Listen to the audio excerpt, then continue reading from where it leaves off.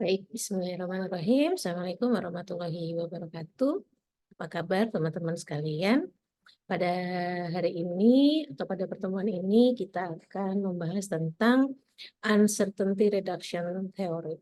Ya, harusnya kita emang ketemu offline, tapi karena teman-teman pasti sudah banyak yang mudik ya, maka pembelajarannya kita kali ini secara online. Baik, saya share screen dulu. Eh, Meneruskan apa yang sudah kita bahas ya pada pertemuan sebelumnya, yaitu tentang apa itu tentang penyalahgunaan uh, violated teori ya. Jadi ada expected violated teori ya, ada pengharapan yang terlanggar ya, atau ada harapan yang tidak terpenuhi ya di dalam satu interaksi. Kali ini kita akan membahas lanjutan ya dari teori yang masih bicara tentang membangun hubungan. Ya, kalau yang kemarin kita masih membahas tentang proses pemaknaan gitu ya, sedangkan yang sekarang adalah uncertainty reduction theory ini adalah bagaimana kita menjalin hubungan pertama kali dengan orang lain yang belum pernah kita kenal, yang kemudian akan muncul ketidakpastian. Nah, dalam uncertainty reduction theory ini menyebut bagaimana bahwa dalam satu peristiwa ketika kita bertemu dengan anggota komunikasi yang lain yang masih stranger ya, yang masih belum kita kenal, itu akan muncul ketidakpastian dan bagaimana upaya kita untuk mengurangi ketidakpastian. Baik, nah tokohnya dalam hal ini ada dua, yaitu Charles Berger dan Richard Calabrese ya pada tahun 1975.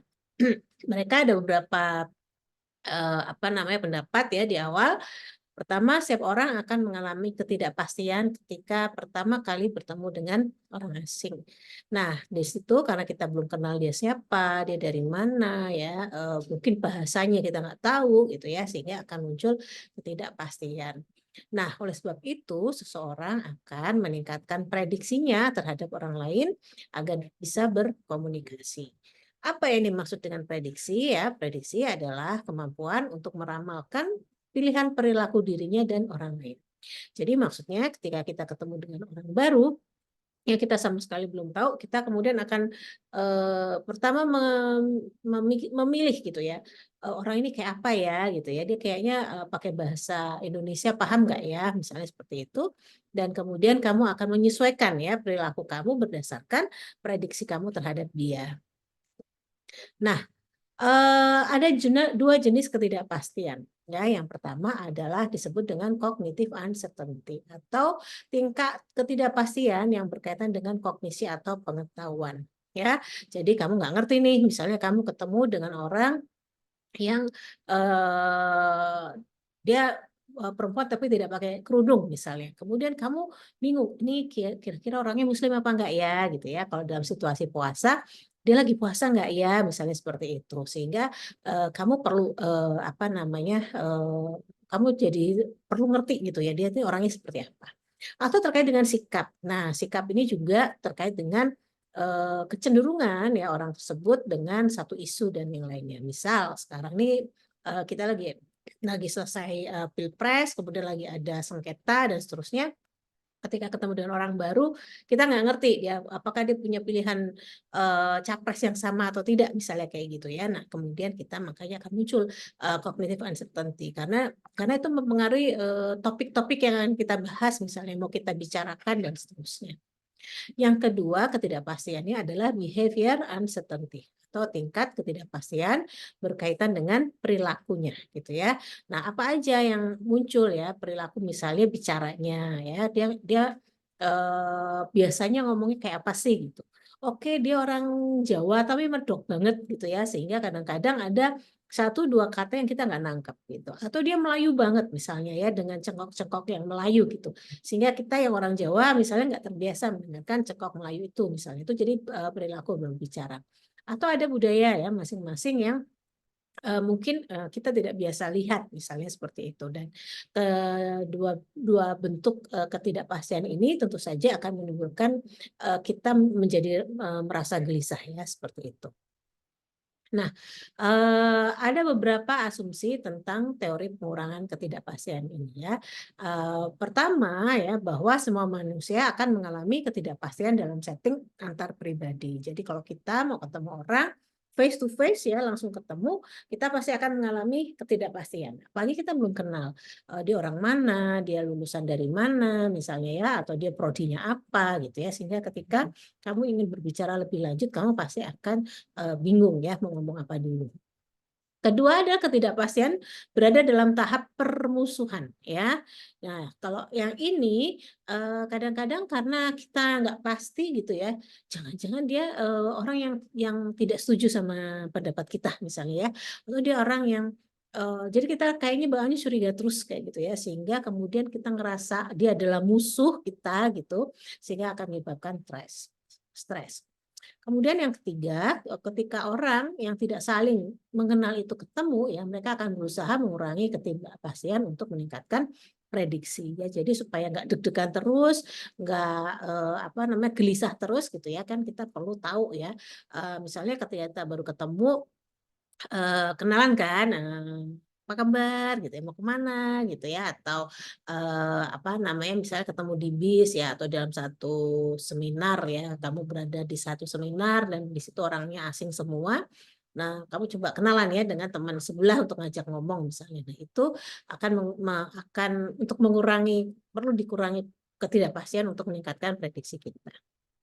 Keempat, komunikasi antar pribadi adalah proses yang berkembang melalui beberapa tahap ya. Jadi memang ada tahap-tahapan yang nanti akan kita bahas ya setelah ini dengan teori social penetration theory. Yang berikutnya, komunikasi antar pribadi adalah sarana utama untuk mengurangi ketidakpastian. Jadi kalau sedang merasa tidak pasti, ya tentu saja kita nggak bisa diam aja ya kan, kita akan perlu berinteraksi ya, bertanya, ngobrol gitu ya untuk mengurangi ketidakpastian. Yang keenam, kuantitas dan sifat dari informasi yang dibagikan oleh seseorang akan berubah seiring dengan waktu ya.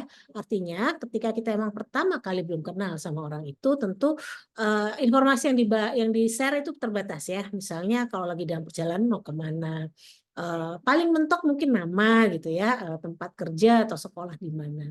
Tapi nanti ketika semakin sering kita ketemu, sering banyak berinteraksi, nah itu pasti nanti akan informasinya akan berbeda ya. Mungkin karena kita udah tahu hobi, kita bisa share hobi, kita suka suka dengerin musik apa, nonton film apa, mungkin ceritanya bisa lebih berkembang ya, setelah, beberapa kali kita ketemu.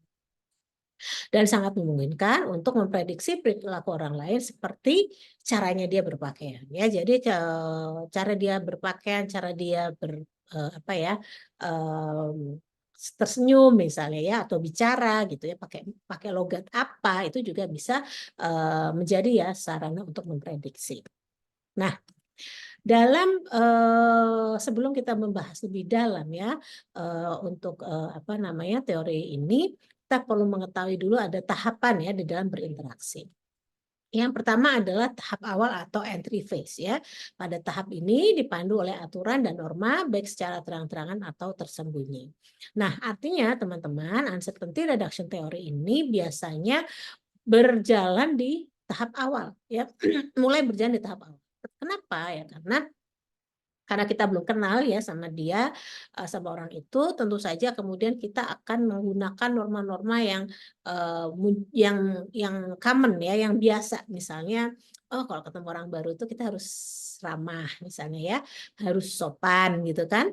Jadi, kemudian jadi kalau ketemu belum kenal tuh paling paling awal ya kita senyum dulu gitu ya, atau kalau di sini kita agak ngangguk gitu, menandakan bahwa kita mengerti dia dan, apa, memberikan semacam sapaan gitu ya. Karena kita juga masih belum tahu mau ngomong pakai bahasa Indonesia, bahasa Arab kah, pakai bahasa Inggris kah gitu kan.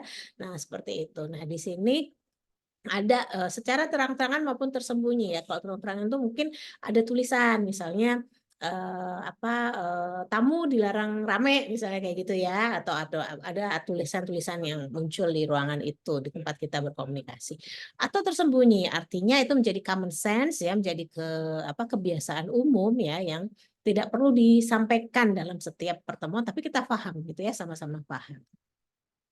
Yang kedua adalah tahap personal ya, tahap di mana kedua belah pihak mulai berkomunikasi secara spontan dan pribadi. Nah, di sini pada tahap ini kita udah melewati tahap awal. Jadi sudah mulai sudah saling mengenal gitu ya, prediksi-prediksi kita sudah mulai pengurangan ketidakpastian kita sudah mulai jalan ya seperti itu, sehingga muncullah tahap personal. Nah, di sini sudah mulai bisa berkomunikasi secara spontan ya, lebih ngomongnya lebih nggak pakai nggak pakai ancang-ancang dulu kayak gitu ya, seperti itu. Nah, yang terakhir adalah tahap akhir atau exit space. Tahap di ini ada tahap di mana seseorang memutuskan apakah hubungan akan diteruskan atau tidak. Nah, misalnya ini teman-teman teman dalam satu kelas gitu ya, kalian akan bertemu di sini minimal dalam satu semester ini karena kita satu kelas. Nah, setelah tahap personal itu terlewati, kamu sudah bisa ngobrol sama orang lain, kamu bisa chatting sama teman-teman di dalam kelas itu. Kemudian nanti kamu akan memutuskan ya, wah kayaknya terusin nggak ya ini pertemanannya ya, seperti itu. Nah, dalam uncertainty reduction theory ini juga ada beberapa aksioma ya.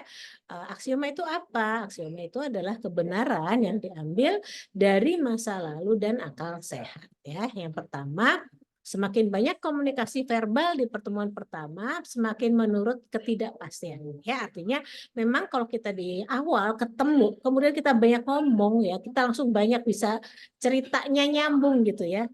Kita sama-sama bisa pakai bahasa Indonesia, kita sama-sama bisa memahami aturan-aturan yang muncul gitu ya, bisa saling memaknai dengan benar dan seterusnya.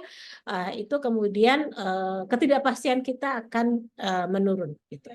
Nah, sehingga hubungannya negatif antara komunikasi verbal dan ketidakpastian. Maksudnya negatif ini bukan negatif dalam artian jelek ya, teman-teman, tapi arah hubungannya itu kalau yang satu naik, yang satu turun itu artinya negatif. Kalau yang satu naik artinya positif, atau satu turun, yang satu juga turun itu namanya positif. Ya, artinya sama-sama naik atau sama-sama turun itu disebut dengan positif ya, seperti itu. Yang kedua, aksioma kedua, semakin meningkatnya ekspresi nonverbal, tingkat ketidakpastian akan menurun dalam suatu situasi. Nah, ini yang satu nonverbal, yang satu verbal tadi ya, banyak perkataan, banyak bicara yang sama-sama kita pahami. Kalau di dalam ekspresi nonverbal ini adalah ekspresinya, gitu ya. Semakin kita bisa nangkep, ya bisa memaknai ekspresi-ekspresi dia, gitu ya, ngangguk, senyum, nyambung gitu ya, nonverbalnya itu akan menurun ketidakpastian. Minimal kita ngerti lah dia tuh nggak marah misalnya. Oh dia tuh setuju ya dengan pendapat kita, misalnya dia dengan ngangguk-ngangguk misalnya seperti itu. Nah, ini juga hubungannya negatif ya antara ekspresi nonverbal dan ketidakpastian ya, karena ini kebalikan, menurunnya ketidakpastian akan menyebabkan meningkatnya ekspresi nonverbal seperti itu. Jadi kalau ketidakpastiannya berkurang, ekspresi nonverbalnya juga akan naik. Nah, aksioma yang ketiga, tingginya level ketidakpastian akan meningkatkan perilaku mencari informasi atau information seeking ya. Nah, kalau yang ini hubungannya positif. Kenapa? Karena semakin tinggi kamu nggak pasti gitu, kamu akan mencoba kepo kan. Nah, ini disebut dengan kepo. Kepo, pengen tahu gitu. Jadi kenapa sih kok kayak gini ya gitu ya? Dia orang mana sih gitu? Kok ngomongnya kayak gitu ya? Atau dia dari mana? Dia temennya siapa? Dia kuliah di mana? Terus kamu mungkin buka Instagramnya gitu ya, medsosnya gitu ya, kemudian dan seterusnya. Nah, itu kemudian disebut dengan seeking information behavior gitu. Nah, jika tingkat ketidakpastian menurun, perilaku mencari informasi juga menurun. Ya, kenapa jadi menurun? Karena kita udah ngerti gitu kan. Oh, udah nggak banyak lagi nih yang bikin kita penasaran dia gitu ya. Dia udah tahu kuliah di mana, rumahnya di mana gitu ya, saudaranya berapa, misalnya seperti itu ya. Nah, kemudian yang keempat, tingginya tingkat ketidakpastian dalam satu hubungan akan menurunkan tingkat keintiman. Ya, jadi kalau dalam hubungan romantis ya teman-teman, atau tidak harus hubungan romantis ya, dengan teman sahabat aja gitu ya. Kalau tingkat ketidakpastian kita tinggi, kita nggak tahu ya teman kita nih gimana, ngapain sih kalau dia tiba-tiba marah, aku nggak ngerti sebabnya gitu ya. Kok tiba-tiba aku didiemin gitu, atau tiba-tiba dia melakukan satu tindakan yang kan dia tahu kan kalau aku pasti marah kalau dia begitu gitu ya. Itu ketidakpastiannya tinggi kan. Nah, makanya biasanya kemudian hubungan itu akan renggang ya, akan menjauh gitu. Karena apa? Karena kita jadi semakin nggak yakin. Kok dia tiba-tiba marah sih, ntar kalau aku ngajak ngomong dia marah lagi gitu kan. Akhirnya kita menjauh. Nah, makanya ketidakpastian ini hubungannya negatif ya dengan tingkat keintiman. Semakin tinggi ketidakpastian, semakin kita nggak yakin dia orangnya kayak apa, semakin dia nggak ngerti dia akan bereaksi seperti apa, maka kita akan menjauh ya, kita akan renggang seperti itu. Kemudian aksioma kelima, tingginya tingkat ketidakpastian akan meningkatkan umpan balik atau reciprocity. Ya, jadi kalau tingkat ketidakpastian kita tinggi, kita akan cenderung akan mengulang, itu ya, mengulang atau mengulang apa, mencerminkan kembali perilaku sebelumnya itu seperti ini. Misalnya ada si A, kamu ketemu dengan orang baru namanya si A gitu ya. Kemudian apa namanya, karena tidak pastinya tinggi nih kan, dari mana Mbak misalnya gitu ya, perkenalkan, oh saya dari Jombang gitu. Oh dari Jombang ya gitu. Jombang berarti eh, deket ini dong, deket alun-alun mananya gitu ya. Oh bukan Jombang itu, oh bukan Jombang situ gitu. Nah itu kita cenderung akan mengulang kembali dulu gitu ya, apa yang sudah disampaikan sebelumnya, sebelum kita tanya lagi dengan pertanyaan yang baru. Nah seperti itu. Makanya ketidakpastian ini semakin naik gitu ya, maka reciprocity-nya juga akan naik gitu, karena kita akan cenderung mengulang kembali apa yang dia sudah sampaikan seperti itu. Karena kita nggak yakin benar nggak sih apa yang dia sampaikan, atau apa yang saya terima atau yang saya tangkap gitu ya dari apa yang disampaikan oleh orang tersebut. Kemudian yang keenam ya, semakin tinggi kesamaan di antara pihak berkomunikasi akan menurunkan tingkat ketidakpastian. Nah, ini ya sama ya seperti yang sudah kita pelajari dulu, bahwa semakin banyak ya kesamaan referensi, kesamaan experience, itu akan menurunkan tingkat ketidakpastian, karena kita sama-sama udah tahu gitu kan, oh sama-sama nih ke orang Jakarta paling ya gitu ya, misalnya kita karena sudah sangat paham perilakunya orang Betawi misalnya gitu, karena aku juga Betawi nih gitu misalnya. Nah itu akan menurunkan tingkat ketidakpastian ya, sehingga hubungannya adalah negatif ya. Semakin tinggi kesamaan maka akan turun ketidakpastiannya kembali. Dan yang terakhir ya, semakin tinggi ketidakpastian terhadap orang lain, semakin turun kesukaan kepada orang lain. Nah, ini artinya ya, kalau kita nggak yakin, kita nggak pasti sama orang tersebut, ya kita jadi nggak jadi suka. Kita kan jadi harus jaga-jaga ya. Dia nih orangnya likable nggak ya? Orangnya tuh gampang disukain nggak? Dia orangnya ini gampang akrab nggak ya? Gitu ya. Misalnya seperti itu. Jadi semakin kamu nggak yakin di orangnya kayak gitu ya kamu nggak akan deket ya, atau kamu nggak akan terlalu suka. Tapi semakin banyak apa informasi yang kamu dapat dan semakin kamu turun ya, semakin kamu kenal ya pada dia, bisa jadi kemudian kesukaanmu itu jadi tumbuh seperti itu. Oh ternyata kita sama-sama loh hobi suka dengerin siapa misalnya gitu ya, atau hobi kita suka baca bukunya siapa misalnya kayak gitu. Oh karena kita sudah sama-sama paham gitu ya, udah banyak informasi yang kita dapat, maka kemudian kita akan semakin naik ya kesukaannya kepada dia. Nah, ringkasan dari ketujuh aksioma itu bisa kita lihat dari tabel ini ya, teman-teman. Ini contohnya ya, konsep utamanya ketidakpastiannya tinggi, maka komunikasi nonverbalnya rendah gitu ya.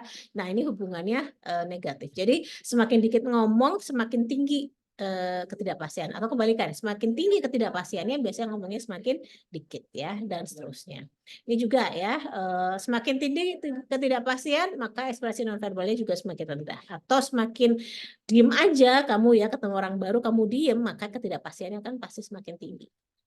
Berikutnya positif ya, perilaku mencari informasi dan ketidakpastian. Semakin kamu kepo gitu kan, dia orangnya kayak apa sih gitu ya, kamu kepo. Itu disebut dengan positif ya, arahnya sama-sama ke atas ya, semakin naik. Kemudian ketidakpastian ini juga bertingkat berbanding terbalik ya, atau negatif dengan tingkat intimasi ya dalam berkomunikasi tadi. Karena kita nggak yakin dengan dia seperti apa, kemudian kita pasti akan menjauh gitu ya. Sama ya, hampir mirip dengan liking ya, atau menyukai gitu ya, seperti itu. Dia juga berbanding terbalik atau negatif. Kemudian reciprocity ya, naiknya ketidakpastian itu akan meningkatkan hubungannya positif, karena semakin nggak pasti, kecenderungan kita mengulang ya komunikasi sebelumnya juga akan semakin tinggi. Seperti itu. Baik, next. Nah, bagaimana gitu ya biasanya ya kondisi yang muncul ketika kita harus mengurangi ketidakpastian. Ya, menurut Berger ada 3 kondisi yang harus ada ya untuk mengurangi ketidakpastian. Artinya kalian atau kita itu cenderung akan berusaha ya untuk mengurangi ketidakpastian ketika ada 3 kondisi ini. Ya, pertama adalah ketika seseorang memiliki kekuasaan untuk memberikan reward and punishment. Misalnya nih, saya ya, kalian berinteraksi dengan saya ya sebagai dosen. Karena saya punya kekuatan ya, saya punya kekuatan untuk memberi kamu nilai gitu kan, dan juga mungkin punishment ya ketika ada hal-hal yang terlanggar. Maka kalian pasti akan mencoba mencari ya, mengetahui atau mencari informasi apa nih hal-hal yang bisa menambah reward dan mengurangi punishment. Itu kan teman-teman. Misal contoh ketika saya kasih tahu, oke teman-teman kerjakan tugas hari ini maksimal dikumpulkan hari Sabtu jam 23.59 misalnya. Kalau terus udah gitu, kemudian ada yang tanya, Bu, kalau telatnya semenit 2 menit gimana gitu? Kalian bertanya kenapa? Karena kalian berpengalaman pernah kalau upload mepet itu mundur susah gitu ya. Sehingga akhirnya kamu harus uploadnya mundur bisa sampai sejam misalnya, sehingga kamu harus memastikan gitu ya apakah nilainya akan dikurangi atau tidak, misalnya seperti Bu kalau telatnya sejam gimana, kalau telatnya 2 menit gimana gitu kan. Nah itu adalah bentuk information seeking, usaha untuk mengurangi ketidakpastian karena ada orang ya yang punya kuasa untuk memberi kamu reward dan punishment ya, seperti itu. Yang kedua, ketika seseorang memberikan respon berlawanan dari harapan orang lain ya. Jadi kayak kemarin ya kita membahas tentang expected value theory ya, kita berharap kalian mengajukan satu permintaan itu disetujuin gitu kan. Tapi kenyataannya enggak gitu ya. Kenyataannya enggak. Terus bagaimana dong gitu ya supaya bisa dia bisa mengikuti bisa mau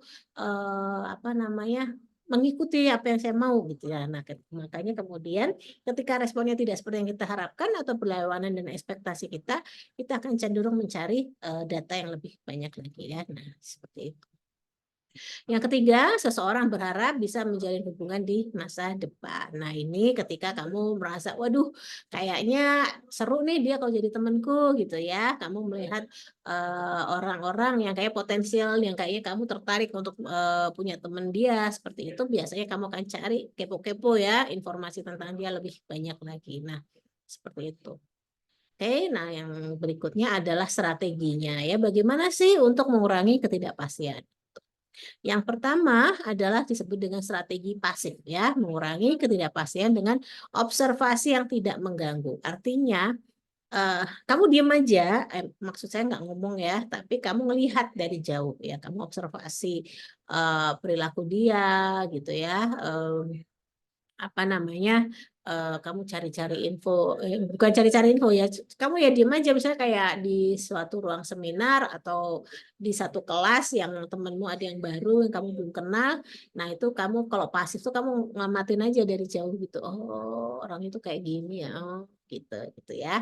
Yang kedua adalah strategi aktif ya, mengurangi ketidakpastian melalui cara selain kontak langsung. Artinya kamu itu information seeking ya, kamu cari informasi, kamu kepo-kepo, kamu buka Instagramnya, kamu tanya orang-orang yang pernah kenal dia, misalnya, kamu kamu ya sama-sama orang Cirebon ya, kenal si itu enggak misalnya. Oh kenal, dua temanku sekelas. Oh iya, orang gimana sih gitu ya. Nah itu disebut dengan strategi aktif. Kamu cari info tapi nggak langsung ya ngomong sama dia. Nah itu strategi aktif. Nah, yang langsung ngomong ya disebut dengan strategi interaktif ya, mengurangi ketidakpastian dengan terlibat di dalam pembicaraan ya. Contohnya percakapan yang memungkinkan ya. Jadi kalau tadi langsung ketemu daripada diem-dieman gitu ya, kemudian kamu ngajak ngomong duluan. Apa kabar Mbak? Siapa namanya? Mau kemana? Dari mana? Gitu ya. Seperti itu. Nah, itu kamu lakukan itu disebut dengan strategi interaktif. Nah, untuk strategi pasif ya di sini ada dua macam ya. Yang pertama adalah reactivity searching atau mengamati reaksi orang lain. Dia beneran kamu diam, kamu ngamatin aja gitu ya. Itu dilihat aja gerak-geriknya ya. Orang tuh kayak apa sih kalau diajak ngomong, senyumnya kayak apa gitu ya. Kamu amatin aja dari jauh ya. Kalau ketawa gimana gitu ya, bercandaannya, temen-temennya siapa aja sih gitu ya. Atau kalau kamu ketemu di kantin gitu, dia makannya pesannya apa? Oh kayaknya kemarin aku ketemu dia pesan bakso, hari ini pesan soto. Oh kayaknya dia suka makanan yang berkuah-kuah misalnya kayak gitu ya. Nah itu activity searching. Yang kedua adalah disinhibition searching, mengamati tanpa hambatan. Ya, dan ini apa namanya? Dia mengamati perilaku orang lain dalam kesehariannya di lingkungan informal. Sorry ya, ini lingkungan maksudnya. Di lingkungan informal ya. Jadi ya kesehariannya aja apa namanya? Tahu dia oh ya gitu. Jadi apa namanya tanpa hambatan ya, mengamati tanpa hambatan. Jadi kamu ngeliatin gitu ya, tapi juga orang tersebut tidak ngerasa ya yang sedang kamu amati. Oke, baik teman-teman, saya rasa cukup ya itu materi kita hari ini tentang apa namanya uncertainty reduction theory. Semoga bermanfaat dan bisa dilakukan di dalam keseharian kita. Kita cukupkan video learning hari ini. Assalamualaikum warahmatullahi wabarakatuh.